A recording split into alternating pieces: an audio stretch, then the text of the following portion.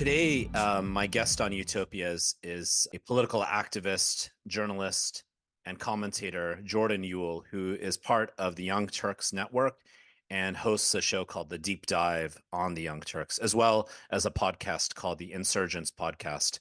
I brought Jordan on because he's very tapped into many of the big issues of today. He has a certain sense of calm, yet also integrity to him that I think is a very welcome voice as we try to grapple with many of the big issues of today, from getting money out of politics to the desensitization many of us have about the feeling that there's just always some war or another, and the horrific situation that continues in terms of Israel's ongoing assault on Gaza and to a lesser extent the West Bank. We talk about Israel's Lavender project, artificial intelligence technologies and how they're being used in warfare, as well as where journalism is heading, and big issues that face Gen Z and younger Americans as well with the forthcoming 2024 elections. Enjoy this podcast today. It's a really, really robust conversation with Jordan, who I think is a very welcome voice. So happy to share his voice and other voices of those who care and repair here on the Utopias podcast. Hi, this is Phoebe, the producer. Before we jump in, I wanted to note that this interview was recorded on Friday, April 5th, recently after the Israeli attack on the World Central Kitchen aid workers. This informs the conversation, and I think it's important context. Enjoy. Well, I'm really, really happy to be in conversation today with you, Jordan Uhl. Jordan and I met once on the set of the Young Turks.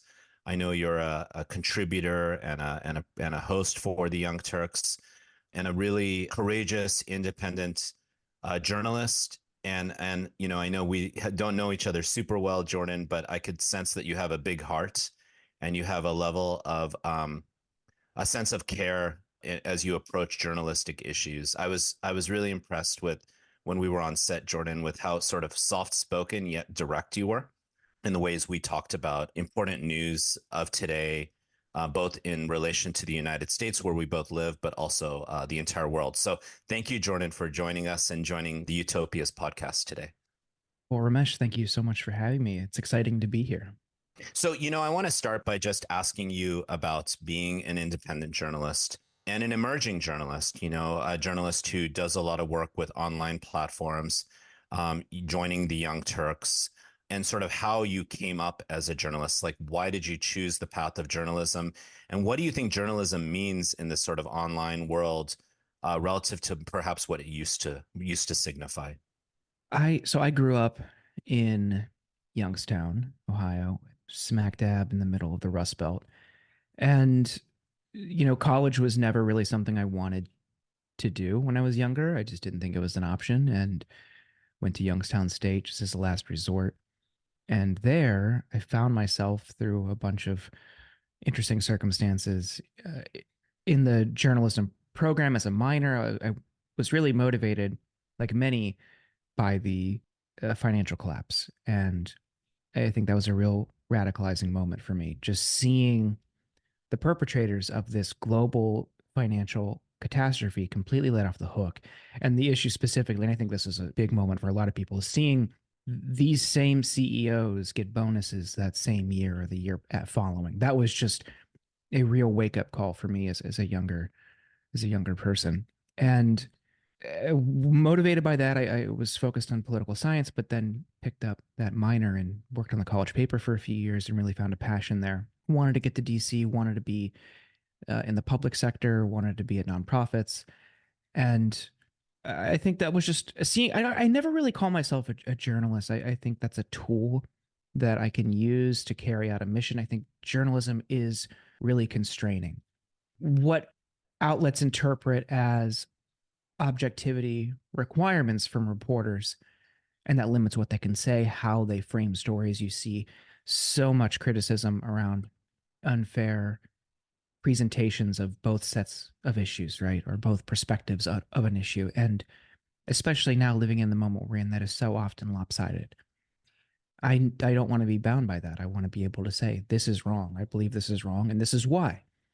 And journalism and writing and commentary is one avenue to hopefully affect positive change, but it certainly isn't the only one. And I want to be involved in other things and be able to explicitly advocate for the things that I believe in. So I think some people can describe me as a journalist, and I think that's fair. I just want to do the most good that I can. And if I use that tool in some circumstances, absolutely. I really appreciate that. So let's talk about doing the most good that we can at a time when we feel, and you and I have talked about this. The Young Turks often make this point that perhaps a lot of the problems that a lot of us are facing all around the planet are really questions about elites making decisions, those who have a great deal of power and privilege. For example, the bankers in the 2008 financial crisis that you're alluding to, or now military contractors making decisions about US taxpayer money being used to support and arm a genocide and enable a genocide. So what to you is doing more good, and how do you think journalism, or at least traditional journalism, has been compromised by elite forces? On the corruption or compromised point, I think it would be simple to say that they are given a direct set of talking points or an agenda. That's, I think, tinfoily for most media outlets, although that is explicitly what happened under Roger Ailes at Fox News. They were explicitly given things that they were going to cover and how they would cover it. But in other media outlets and other legacy and mainstream publications, it's the story selection. You can see the bias in the story selection. You can see the bias in the assignment, who gets these stories, how they fact check them, how editors frame them, and really just who they hire. You see a lot of people coming from prominent institutions out of college getting these jobs when there are people that went to a state school or a less prestigious institution that is potentially equally, if not more deserving of that position. And you see that elite influence creep in over time, over generation. And that results in coverage that I would argue, and I think many people feel, is slanted, is way too kind on elite actors making these decisions on our behalf or on people in power. There's also the element of access journalism. I think that's just terrible. But I realize because the industry is so brutal and you have to rely on that kind of stuff to get scoops, to get stories, they will willingly turn a blind eye to impropriety because they don't want to jeopardize their access to these sources. And they don't want to put these people on blast because they know they'll get cut off in the future. So to preserve that relationship, we're not getting the whole story. That is where independent or reader supported outlets, reader supported journalists come in. Yeah, so maybe we all need to have a new vision or understanding of what we may call journalism, or maybe there's another word we can use instead of it. It could be more about telling the truth and also expressing our views on actual facts or evidence or investigations that are gathered. That seems different than the type of sort of elite legacy journalism that frames stories that honestly has been undercovering the true realities for Palestinians amidst this genocide that we've been witnessing and horrified by for months. Yeah, I think a lot of people, especially in the digital age, have gotten way too comfortable with the news being free. And advertisements and classifieds and subscriptions funded print. And with all of those revenue streams declining, you're seeing newspapers close or get gobbled up by some conglomerate. On the local level, that's horrifying because the people, even down at the local level, you're still having people who are powerful and who have influence relative to their towns or cities have influence over decisions or make decisions at the state or local level that does not receive the scrutiny it should. A large part of that is because local print journalism is dying. And I know people's circumstances are different. If you can, I would encourage people to subscribe to a handful of independent or progressive or reader supported institutions, outlets, publications, papers, because it is really important. Ad revenue from websites is just unreliable. ad revenue from social media platforms is unreliable, and both of those together are typically insufficient. So if you want good reporting, I mean, you have to help fund it. And people just unfortunately have gotten so used to the news being free in the digital age that I don't think they really understand what it's going to look like if another 5, 10, 15 years passes and these outlets continue to shutter. That's such an important point because, ad revenues tend to follow content that is likely or predicted to get engagement or clicks or eyeballs or outrage, right? Just like social media functions that way as well. So as a result, many of the so-called free news stories or journalistic perspectives that we might encounter may not actually be a perspective that is sort of balanced and evidence-based, but based upon whatever will get our eyeballs and get our attention. So an alternative that we might have to follow, which I hear you recommending, is to actually follow specific journalists or specific platforms where we may need to subscribe to them or get, like a Patreon or Substack kind of model. So I want to ask you then about who are some of the journalists and news sources that you think we should be paying attention to if we want to get a sense of what's occurring in our country and around the world in a way that's balanced, where we also hear the perspective, of course, of that journalist or that person trying to cover those stories. Right. I think a handful of outlets that I turn to often, I think TYT does a good job amplifying what other outlets cover. It's a different type of outlet. They're more commentary, and I think they do play an important role in the broader ecosystem. And we can get on that point in a second if you want to. That's something I think about constantly because the right has a really robust ecosystem where everything feeds into each other and they can drive narratives like no other. Democrats do not have that. Liberals, and especially progressives, do not have that. But I think The Lever and The Intercept are two that I typically look to for really good investigative reporting on stories that are overlooked by most other media outlets.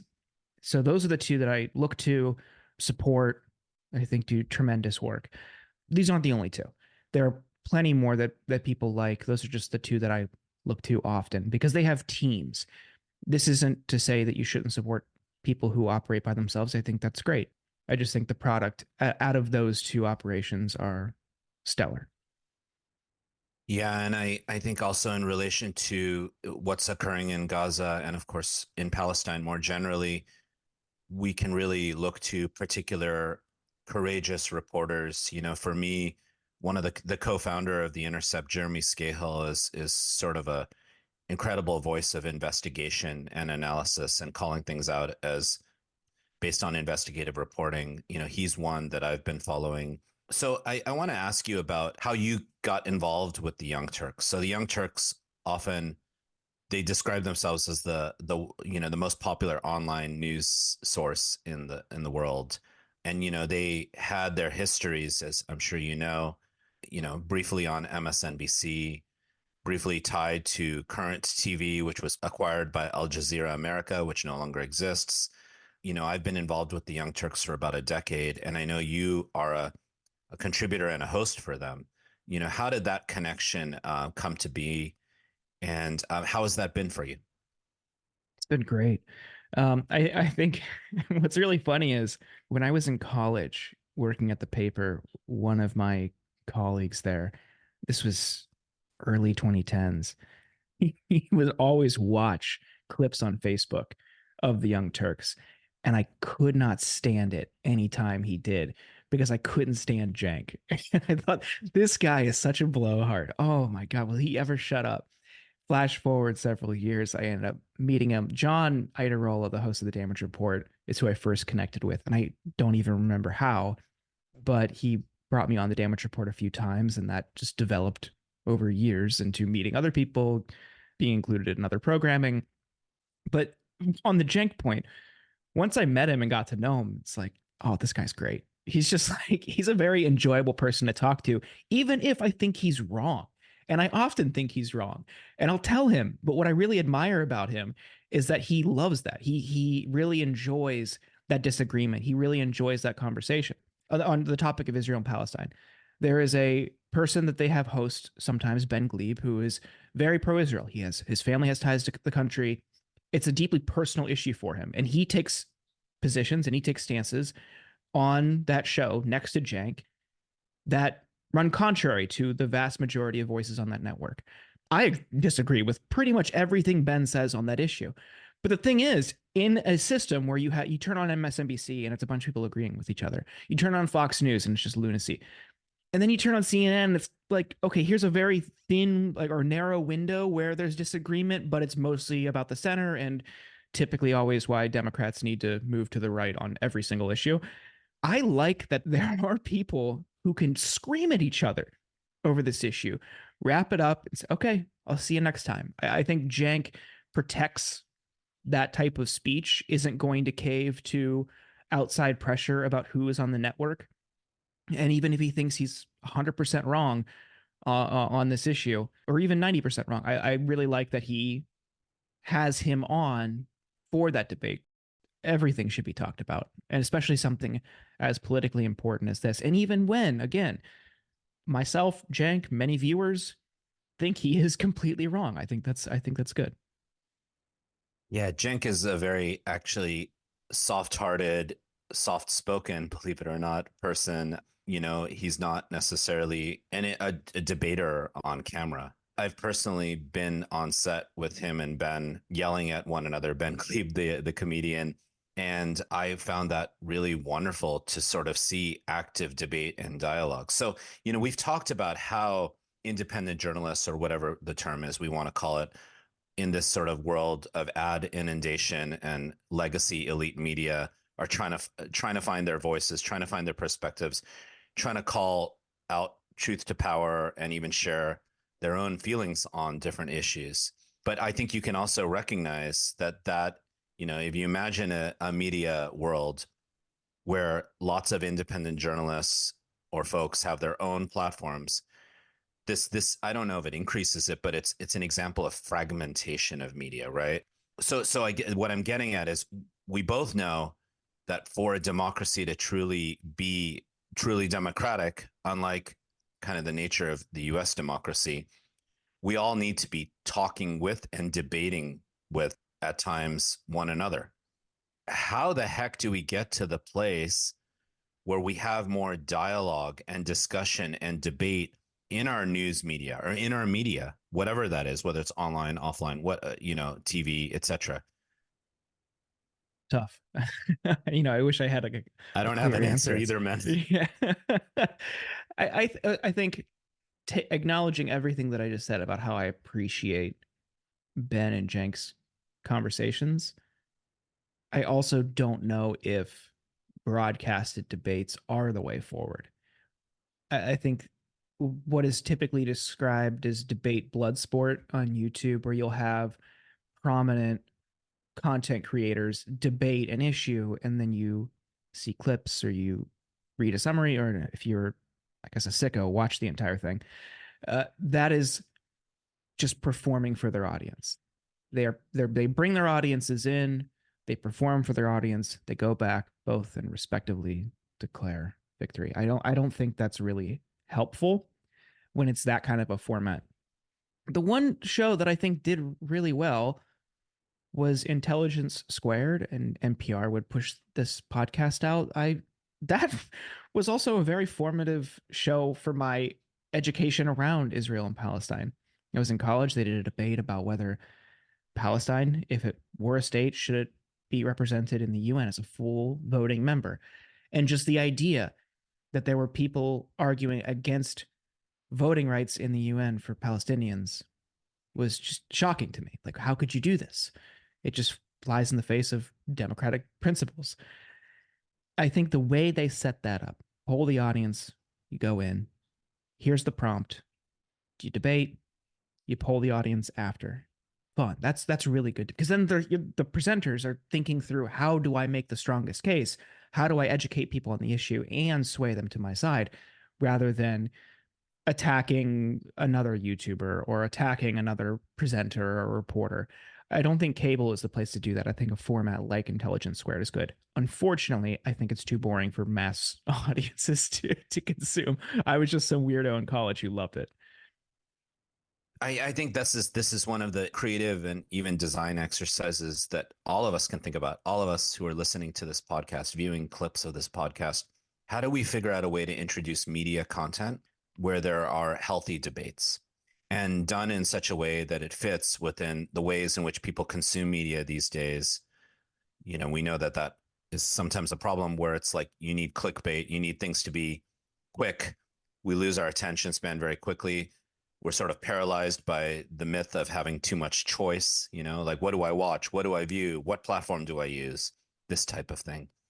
I think this is critical because I want to now talk about, of course, the huge crisis for many, many months, actually numerous decades of, the settler colonial project of the Israeli state and the colonization of Gaza and the West Bank and the horrific events that have just occurred yesterday, for example, with attacks on aid and the potential rhetorical shift that President Biden has indicated, or we're hearing about, who knows, of saying, hey, enough's enough. But just generally that feeling of being American and knowing that most Americans are supportive of a ceasefire and are not okay with what the Israeli state has been engaging in. But also all of many of us feeling helpless and frustrated that we're enabling this genocide and nothing's really changed in terms of actual policy. So the reason I'm bringing all that up is because there's a sense that our voices maybe don't matter in this administration's policy. But also many of us recognize that the former president, Trump, will be at least as bad, if not worse, on this issue and many other issues. So that feeling of helplessness and powerlessness as things seem to get worse and worse and worse. Something I wrestle with a lot. It's come up in therapy a lot. Just, I think you have to fight, you have to push, you have to demand change, even if you are going to lose that battle, even if you think you're going to lose, just because it's the right thing to do. You believe in something, fight for it, right? It's tough over time, and I think I'm getting close to my middle years. I'm about to be 37, and I think a lot about where I'm going, right? And I think a lot of people have this moment of questioning in their life, right? What am I doing? Well, am I actually helping? Am I actually affecting positive change? And even if you feel like you're not, one thing I always remind myself of is you just have to do it because it's the right thing to do. You have a moral imperative to fight for these things. You have a moral imperative to speak up. The push for ceasefire, unfortunately, what it seems like is after a couple months of there not being any progress, we had that one temporary ceasefire.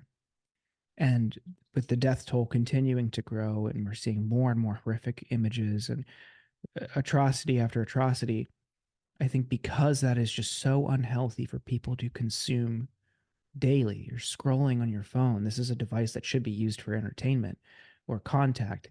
You are seeing war crimes. You are seeing children starving. That's unhealthy. I mean, it's certainly not a situation anyone should have to personally endure or live through. Hopefully they live. But it's also unhealthy for people just observing. That's not natural. It is the worst aspects of humanity just condensed to a picture or a video on your phone. And I think, unfortunately, a lot of people probably checked out because it was too much. And I don't shame them for that. That's a tough challenge. I mean, the digitization of war and how it's turned into a consumer product is a really horrifying thought.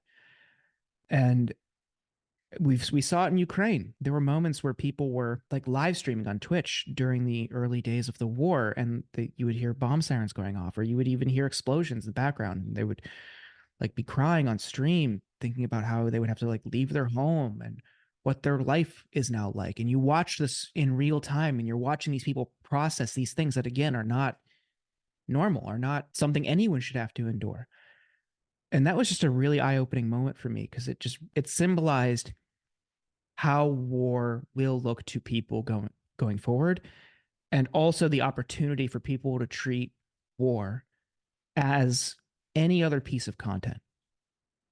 It becomes no different than a meme or a funny video or an article. It is just, you're scrolling, here's an atrocity. You're scrolling, here's someone getting bombed, here's someone getting killed. And I think by blurring that distinction through this sanitization process, it makes people more comfortable and desensitized to war and a state of forever war.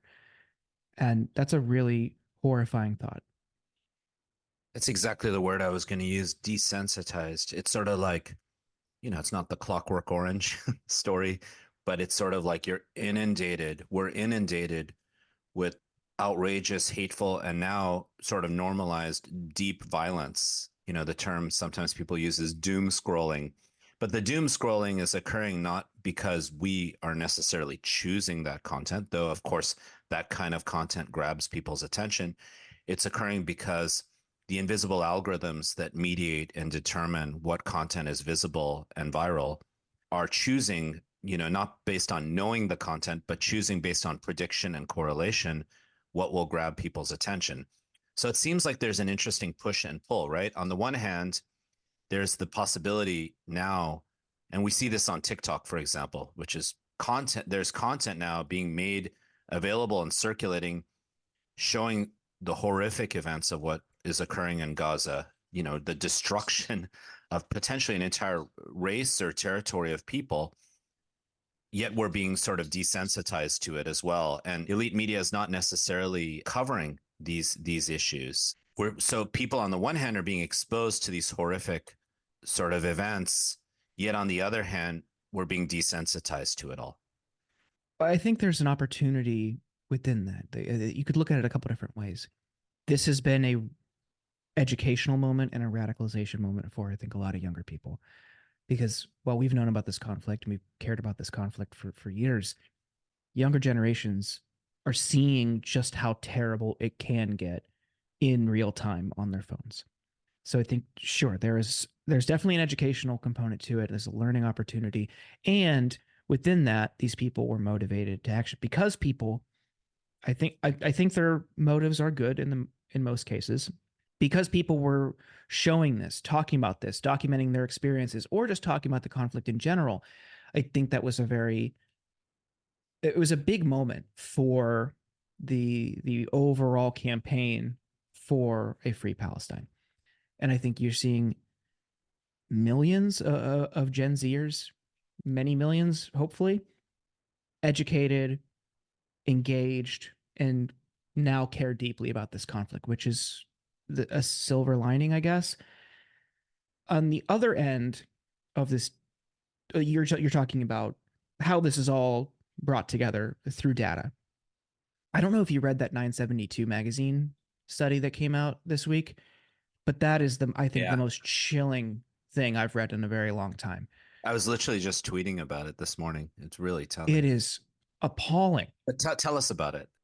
So the IDF has an AI system they call Lavender, which relies on another AI system and mass surveillance system that identifies pretty much everyone in Gaza, finds out where they live, and then the system Lavender assigns a score of 1 through 100 based on how likely they are to be in Hamas or Palestinian Islamic Jihad, PIJ.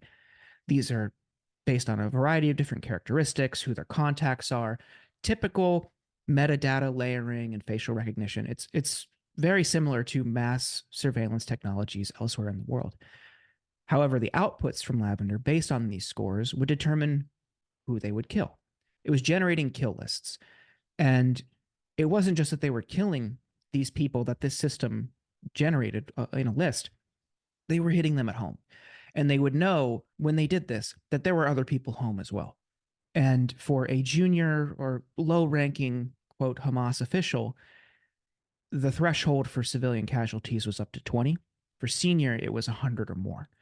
And you watch, just as a result of this AI system, the death toll just skyrocket because they knew they were killing up to, in some cases, 100 or more innocent civilians for one alleged member of Hamas or PIJ.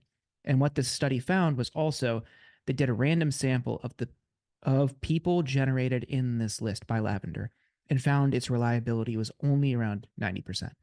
And still, there was just a rubber stamp. Anything it spit out, they would kill, and they typically did it at home. And that part they called "Where's Daddy?" And when someone would come home, that's when they would attack because they knew they could link that person to that house. It's been just sitting with me for days since I read that. It's just really, really grotesque. So many aspects to that, right? First of all, how one can use data to try to construct an enemy or make someone a terrorist, or basically make someone's life not worth living, and sort of how incredible it is to use predictions to actually decide what life matters and what life doesn't matter. Not even based upon the reality of that prediction being accurate, but based on the idea that it's okay to have quote unquote collateral damage of murdering people because it's okay because someone might potentially become a member of Hamas into the future, right? So we're talking Minority Report type ideas here. For those of you who haven't seen that movie, it's worth looking at the prediction of future crimes. And a lot of this also is technology being created in the United States. Companies like Palantir, Peter Thiel's company, have intense military contracts for these kinds of activities. Other big tech companies that we all use on a daily basis, their services and platforms like Google's are being employed here as well.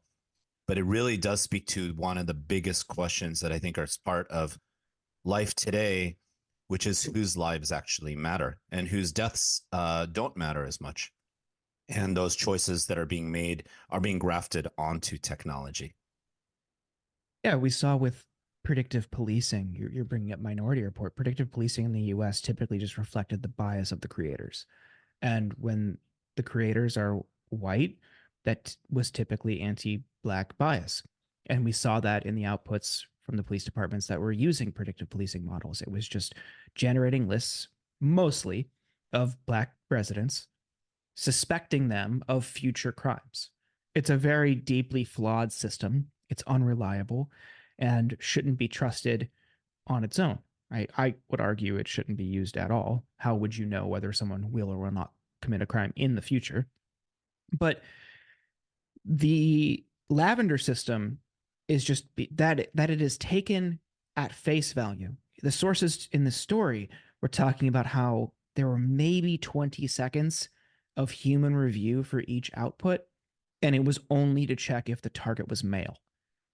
Like, what are we doing here? You know that it's not a reliable system, and you know that isn't actually checking. You're just rubber stamping every single name, every single person, every single house this model spits out. And that's what got us very quickly to a civilian death toll in the tens of thousands. It illustrates how this certainly is a genocide when you're just wiping out whole families, whole bloodlines. But also, to talk about sanitization, just the act of killing itself. There was a quote in there from a source who talked about how in one day he added 1,200 targets to this list just because their attack numbers were down. And he thought, well, later on I realized this might be a major decision. In that moment, how do you not realize that's a major decision? That people are so detached from the act of killing because of all of these barriers. You think about the US model, right? It's people sitting in air-conditioned cargo containers, like shipping containers sometimes, or little mobile home looking spots. They're on a computer, they're on a screen, they're using a controller that resembles like an Xbox, and they're killing somebody thousands or tens of thousands of miles away. You are so far removed from the act of killing, it doesn't even process. And I would argue, I maybe some people don't agree with me, but I do think that some elements of some video games have made people more comfortable with this. I am never going to say we should ban video games. I'm never going to say we should censor them.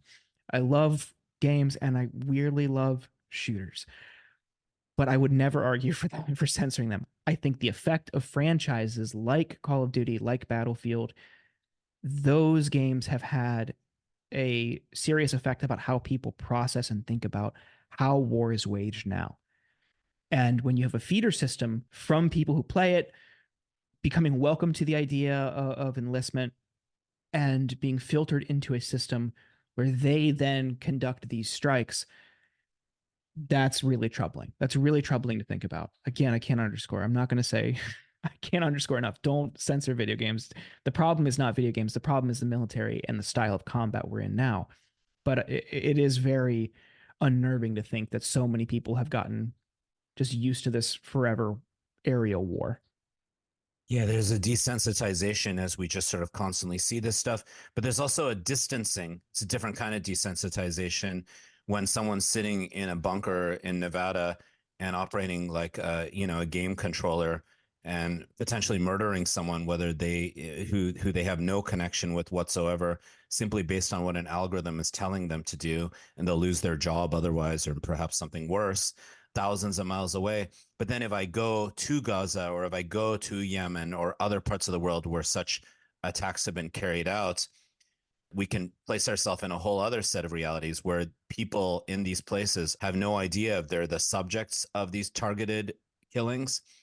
They don't even know what systems are being used to determine whether their bodies and lives are worth living, and they have no way of protesting any of this, which also seems like something that we in the United States also have very little way of protesting, which is terrible because we're actually in the country or one of the countries that's producing these technologies. But so how does someone in Gaza who's being murdered by a drone or an aerial strike that is a product of some sort of AI system that essentially discredits and devalues Palestinian lives, how does someone protest that? Or let's forget reparations, but let's just talk about redress, or even know that they are the target of such and are like, wait a second, I'm just a kid, I'm innocent. Like, what do they do?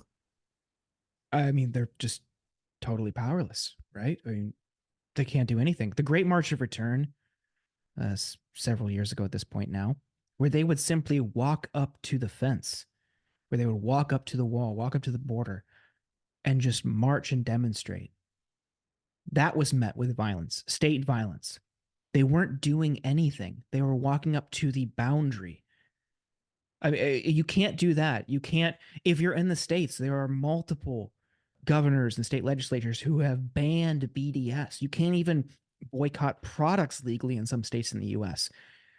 I don't know. I think there is a total blind spot and a deliberate one from people on the right who pretend to care about free speech, who also completely overlook a state telling its residents, you cannot participate in any peaceful action about another country's government. And no one, like, people don't find that bizarre. Just the idea that I don't know, that just is so strange to me. And you have people who frame themselves as free speech warriors who don't care or celebrate it or think that it's the right decision. But for Palestinians, you can't do anything. You have no rights. You have no legal representation. You're not a citizen. Where are you going to go? Who are you going to call? Right? People are they're essentially dispossessed, right? And I think it's, as you mentioned, the BDS, boycott divestment sanctions movement that's existed for decades. I think it's a good reminder that it was a movement like that that was critical for toppling the apartheid state in South Africa. It was global sanctions and the economy of the white supremacist apartheid state that actually led, economically at least, to that regime being toppled over and Mandela getting out of jail and all of these things. So, perhaps that's one lever of many, well, some, a few at least, that people can try to pursue. So, I want to pivot and then talk about this because, let's look at what is actually popular despite media manipulation, despite some of the problems we've discussed, doom scrolling, all of this. If you actually look in the United States at what are democratically popular, we just look at polls. The vast majority of people, certainly Democrats, but actually Americans across the board, and we even see some sort of isolationist people on the right saying this there should be a ceasefire immediately. We've seen that for months. You've called for that from a very early stage. I did too, for what it's worth. I mean, a lot of the Young Turks did. So we see a policy like that certainly not being reflected, a widespread position by American people saying we immediate ceasefire months ago. Yet the government, the Democrats, the Biden administration has not implemented such still, despite, increased rhetoric heading in that direction. So I guess this is a larger point. There are a number of popular issues by Americans across the board, from paid family leave, raising the minimum wage, perhaps even Senator Sanders' proposal about a 32-hour work week, universal basic income ideas that are actually popular across the board. And we can debate whether they're actually progressive policies or not. It doesn't really matter to me. But why have those things not been implemented even by a Democratic administration that at least claims rhetorically to care about those issues? What do we need to do here? What are our options, and should we just kind of place ourselves in a progressive box as we try to advocate for issues that I think Americans across the board more or less support? Let's talk about the ceasefire point first. I think part of it is how foreign policy views, ideas, pushes are framed, not just by the media, but also by Democratic commentators or influential Democrats. You certainly have influence by the military industrial complex. I think people are well aware of that. So you're going to get legislators who are going to be pro-war as a result of their donors or their ties to the military industrial complex, their personal investments. We understand that. The one thing that I'm seeing, and it's so interesting now after the World Central Kitchen attack, is moderates and national security hawks talk about how things need to change. And their comments are being met with Democrats saying, this is not some fringe radical lefty saying this. This is, noble Senator Chris Coons. But okay. There was someone on Twitter who pointed this out, and his name's escaping me right now, but he pointed out within that comment, within lifting up Coons, you're acknowledging that these fringe radical lefties were right since the beginning, that this was the right thing to do, that this might have even been prevented, this World Central Kitchen attack, along with the deaths of tens of thousands of other people, could have been prevented if you simply listened to these radical lefties, right? And I don't think it's a radical issue. I have data to show it's not. A couple days after October 7th, I mean, as I'm sure many people listening knew, on October 7th and October 8th, we knew where this was going to go. And I think it was pretty clear how bad it was going to get. I made a site, ceasefiretoday.com, because I knew this would be a moment that we could push back and try to stop this or slow it down or gather this energy that I already saw brewing. And within weeks, it had been used hundreds of thousands of times by people all over the world. I had people requesting from UK or Europe or Australia, can you please add resources for people here? And it was just a simple list of action items. Click this button. It'll automatically generate an email to your senators. Click this button. It'll automatically connect you to the Capitol switchboard. And here's a script. Just read this script. Click this button, sign a petition. Here's a couple places you can donate to. Here's a link that lists every single protest, every single day, all over the world, all of these different resources. And it blew up. It went everywhere. And artists were sharing it on stage at their shows, and people were making TikToks about it. And it was just a really wild moment. But to me, that just shows this isn't a radical idea at all. There are millions and millions and millions of people all around the world who want a ceasefire. This isn't fringe. And that we're in a moment now where, after mostly white aid workers and some with ties to the UK, Australia, the United States, and Canada, once they die suddenly, okay, well, Chris Coons has had enough. He's ready to change. No, the radicals were right on day one, because these people would still be alive if we had a ceasefire. So what we do about it, it's tough, because Biden doesn't really seem like he wants to do anything about it. And he's the one person who can. He has the leverage over Netanyahu. Even this much hyped call with Netanyahu this week, we're not seeing a whole lot yet. Maybe we will soon. we're getting one aid opening, one aid route opening. So far, that's what I've seen as of today. No ceasefire. I can't imagine Netanyahu without any threat or Biden acting on conditioning aid or blocking aid, which he can. He can block aid that they've already agreed to send but have not sent. He has not done that yet. Netanyahu's going around him. He's meeting with Republicans in Congress to demand more weapons, demand more aid. He doesn't really show any sign of slowing, but Biden is really the guy who could stop it, and he doesn't want to. The argument as we're approaching this election, because of course, as you mentioned earlier, Trump would not be better on this issue. He would give Netanyahu anything he wanted. The argument for not sitting out that I've seen a lot is, well, Biden would be more receptive to people within the broader Democratic Party talking to him, asking for change. But we're at the 6-month mark now. 30,000 plus people are dead. That should not be. When does this come? I mean, the only other change is that Linda Thomas Greenfield did not veto the most recent UN Security Council resolution regarding a ceasefire.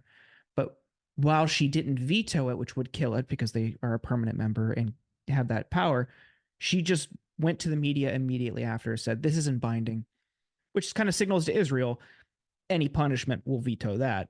And they just carried on as usual. So it was a symbolic vote in essence. And the US was just not vetoing to save face because it's just getting so out of hand.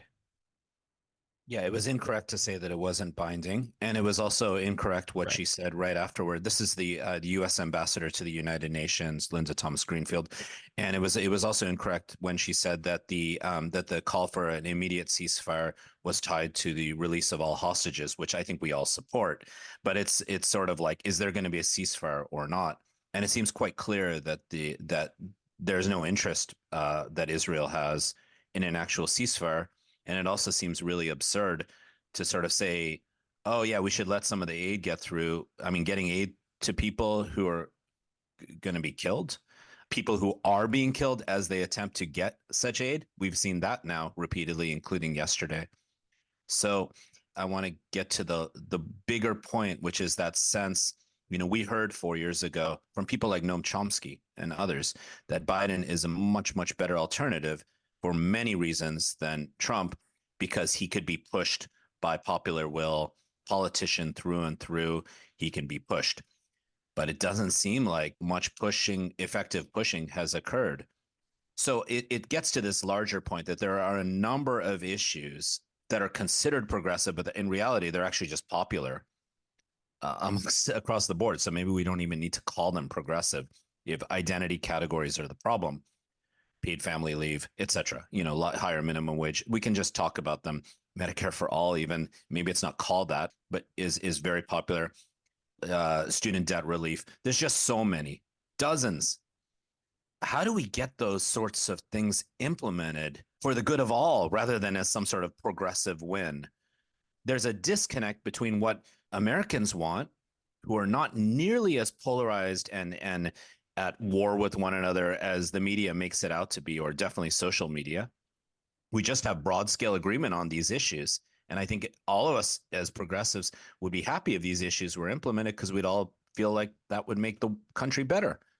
Like if you just pull 75% or 80%, you implement all those things versus what's actually happening. And that is what's creating this sense of powerlessness. So I know none of us really have the answers, but I'm just curious, what do we do about this with this election coming up? And how do we see this relative to these outsider candidates, one whom I love in Cornel West, and another who I find kind of odd, quite personally, in RFK, like kind of a oddity, like a sort of absurdity in a way.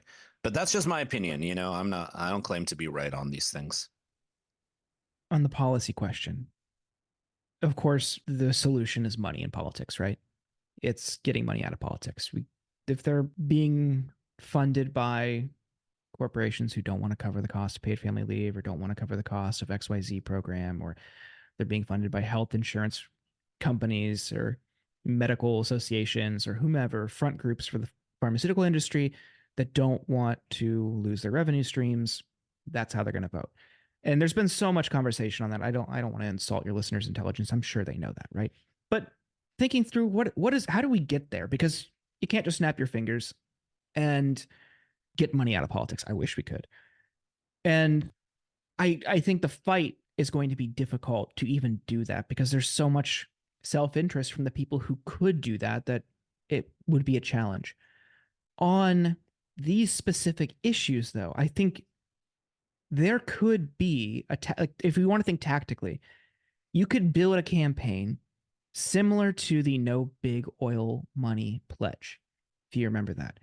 And I think that campaign was really good at holding people accountable to this commitment that they would not take any money from oil companies or oil CEOs or any C-suite executive. It's just someone just happens to work at like a Shell gas station, or you have someone like in accounting, maybe not an ideal job at an oil company, but if that individual donates $50 to the campaign, that's not a big deal.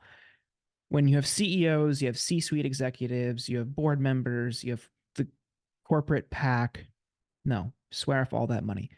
Doing something like that for an issue like paid family leave with a robust grassroots outreach strategy, with media plays, with an educational component through digital media, through op-eds, through messaging, I think you could pretty quickly turn the tide on getting members of Congress to fall in line on a policy like that.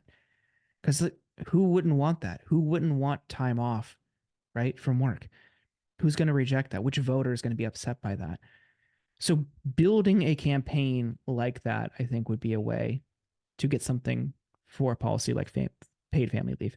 Medicare for all would be so much more difficult because the money, like, there's not a anti-paid family leave like lobbying industry that's been building up for decades, right? You could say generally it's corporate interests, but it's a tough pill to swallow, and I don't think they would go as hard against it because every other developed country has it, and it's a losing issue for a company to take. Well, perhaps a really important gateway issue that can pave the way for all these other things to come into being is getting money out of politics. So at least we know that we're seeing our politicians do insider trading. We talked about that when I was on the Young Turks with you, I remember. Yep. We're seeing so much corruption, and I think almost everybody can say that that's not okay wherever they identify themselves on. And maybe that's a gateway issue that can lead the way toward all these other things starting to become possibilities. So maybe I want to ask you briefly for your thoughts on some of the third party candidates. I know I alluded to it, from Dr. West to RFK Jr. Jill Stein is around. RFK is talking to the Libertarian Party about potentially engaging with them so he can get on the ballot in every state. There are other candidates, of course. What do you think about different candidates outside of Biden and Trump? What are your thoughts on that? I would love a system where we had multi-party elections. I would love it if we would be able to find and field candidates who better represent popular opinions in this country. In a multi-party system, we would have probably paid family leave already because it's popular, and someone who isn't beholden to one of the two major parties' apparatuses and donor infrastructure, they would be able to run on that. And that's a popular idea, and they would probably win, and you would find more people replicating that same plan. And this election, I'm not thrilled about it. It's a matter of ballot access, which you alluded to with RFK. That's why he picked Nicole Shanahan, because she can probably help if they don't go the Libertarian Party route, she can probably help fund that campaign. Yeah. So he's only officially on the ballot in Utah right now. I don't know if I was somebody who didn't like Biden and was curious about RFK, I'm with you that he's like kind of kooky. I don't know if I would throw away my vote and just say, I'm voting for the guy who mathematically cannot win. I mean, that was the problem with No Labels. They just dropped out, but they were all only on the ballot in 15, 17 or so states. They got so many no's, they finally just hung it up. They couldn't find a candidate. But the same thing. What are you doing? You're raking in tens of millions of dollars, I guess, to pay yourselves and lawyers and consultants. And if you field somebody, you also mathematically can't win. So I don't know what people like that are trying to accomplish. That said, I love Cornel West. I think he's just one of our most important thought leaders. I wish he would be president. I don't think the math is there, but I wish he could. If I could just pick a president, he would be up there for me because he's just such a dynamic, caring person. He's obviously deeply thoughtful. And just on a personal note, I heard him speak when I was fresh into college, and it was very influential. It was a very influential moment for me. Yeah, he was our inaugural guest on this podcast, and I mean, So he's cool. such a kind-hearted person who cares about listening and is curious. How about that? Being famous, but also caring about listening to random schmucks like me, and being curious about things. I mean, that's sort of a set of capacities or skills that or just traits that all of us can try to cultivate. It'll make our lives a lot happier. I know that you have really emerged in terms of cultivating an online audience, Jordan. Both in relation to Substack. I know you're pretty active on X/Twitter, which we also know is sort of run by Elon Musk, who himself is quite haphazard and erratic and seemingly attention seeking and kind of a little RFK like in some ways as well. Sort of not hard to really get what is or isn't real with him. So how are you attempting to sort of build an audience to try to bring people together, to call truth to power, to be part of, one of many emerging journalists, or we could just call them voices that are trying to change a lot of the problems we've discussed? How do you do that? How are you dealing with online platforms? What does it take for you, like even on a day-to-day basis, to try to cultivate that?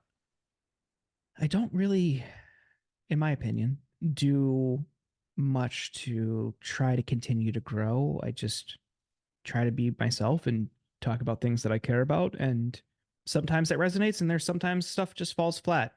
I never want to get sucked into the algorithm chasing game. I think that just sounds exhausting and miserable and confining. And when we saw each other last, we talked about that book Filter World by Kyle Chayka.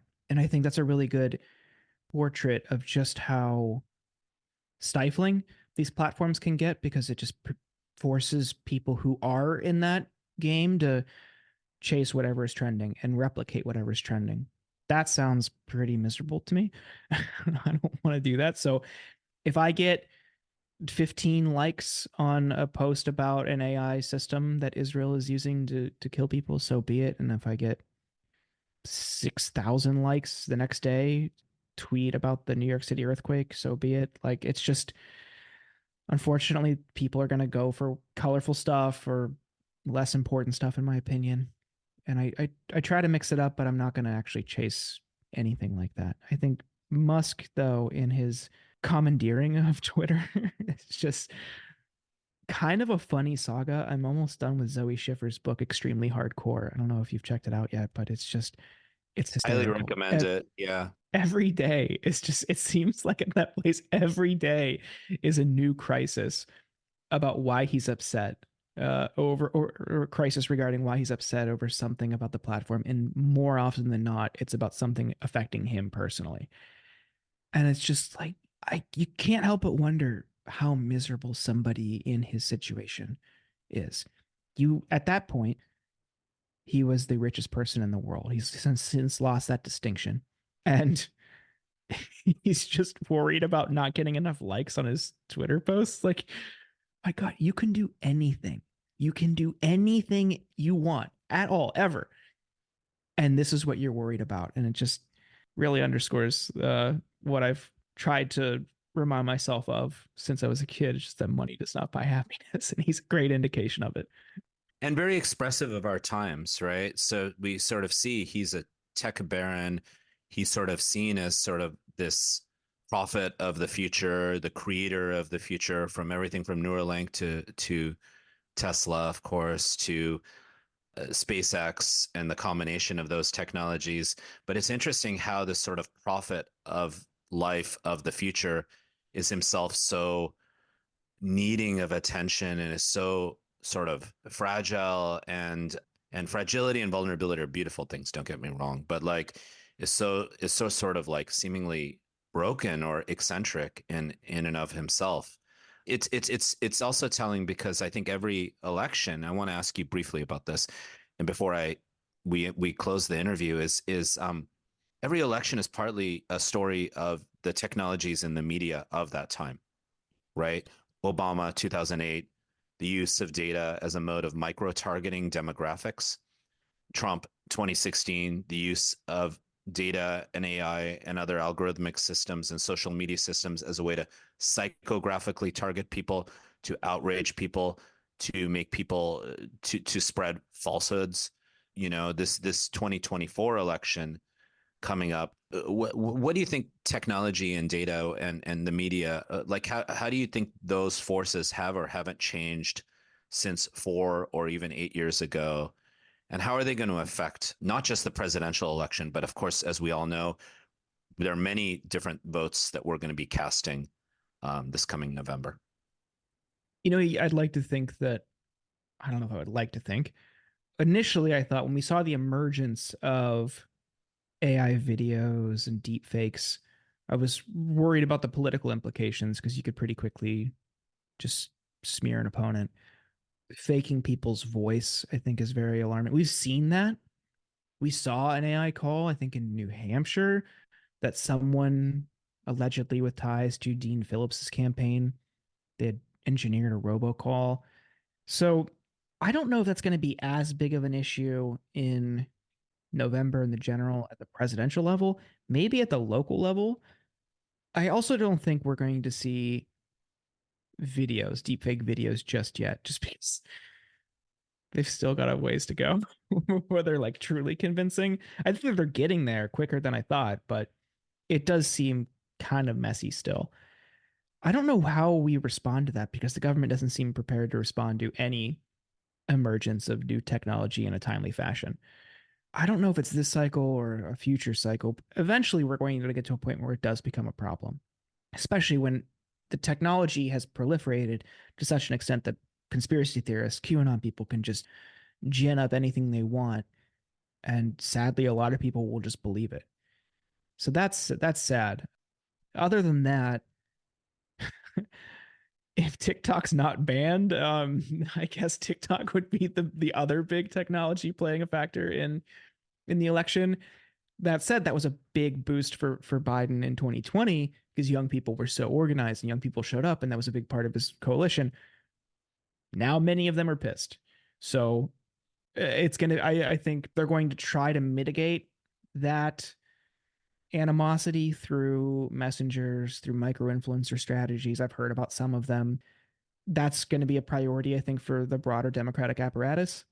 But whether it'll work will depend on how authentic they can make it, because you're not going to win people over when they just watch someone who's deeply and passionately upset about an issue they care about versus the next video they see being some scripted, I can't wait to go out and vote for Joe Biden with no real reasons. Well, it's a good example. Like these are good examples of how, as we all sort of participate in this forthcoming election, try to stay aware of issues, to sort of not take everything we see on our feeds for granted as literal truth. There are also shallow fakes where you just slow down audio, for example. They did that with Pelosi, for example, that one time to make her look like she was drunk. These sorts of things. And also, as far as young people and their support of President Biden, it's clear that this Gaza genocide is alienating for many young people, and certainly Muslim Americans and others as well.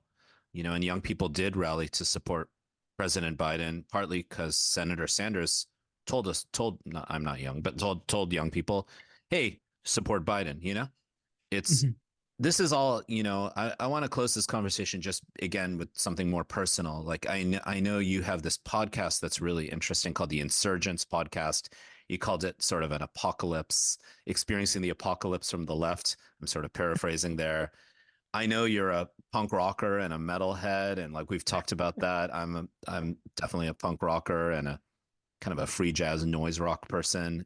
I guess, one of the things that I've always been curious about just since we met is, what kind of informed you and influenced you to be someone, we can identify with on the left, but more than anything, an independent voice, someone who cares about art and music and punk culture and metal culture. So I want to ask you a little bit about that, your own sort of inspirations in the past and present, and your own utopia, if you even believe in that. Like, what's your own dream of where we can go? Dreams not being necessarily something that are inherently never going to be real, but an aspiration, a wish, a goal. Well, the first question, I think, it was a very clear trajectory as I look back. I was younger. I liked some rock, didn't really listen to anything beyond what was on the radio. And then a friend burned me Metallica's Ride the Lightning. And that was it. I was just all in. Then, as I got a little bit older, I listened to Toxicity, the System of a Down's album from 2001.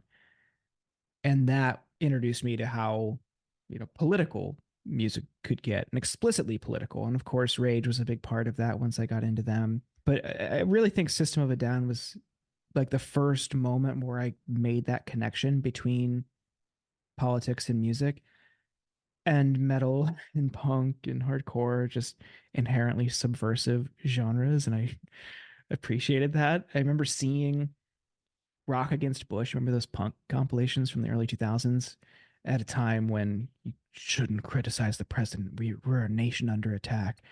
And thinking how cool that was, that like nobody was allowed to criticize. Nobody was allowed, but of course there were people who were. Then I saw all of these bands putting together a compilation album explicitly giving Bush the finger. I thought that was really exciting and fun.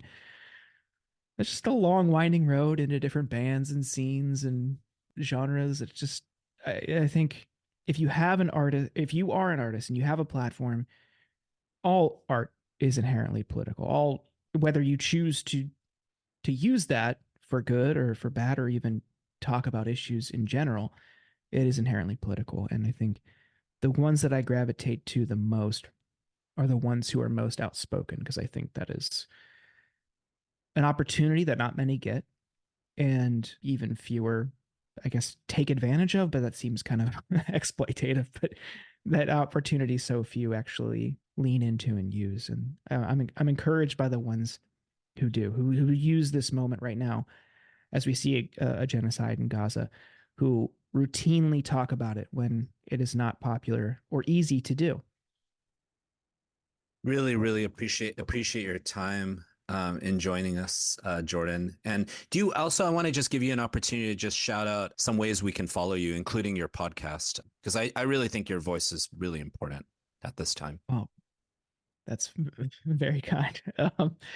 You can, if you want to, you could follow me at Jordan Uhl on Twitter, or X, the everything app, as they call it now. And my podcast, The Insurgents, is available at insurgentspod.com. Thank you for your time today, Jordan. Appreciate you. The Utopias podcast with Professor Ramesh Srinivasan is produced and edited by me, Phoebe Browse. You can access episodes on all podcast streaming platforms. And if you have questions or comments, please email podcastutopias@gmail.com. Lastly, make sure to join the conversation and stay up to date through following at Ramesh Media S on Instagram, Twitter, and TikTok. See you all next time.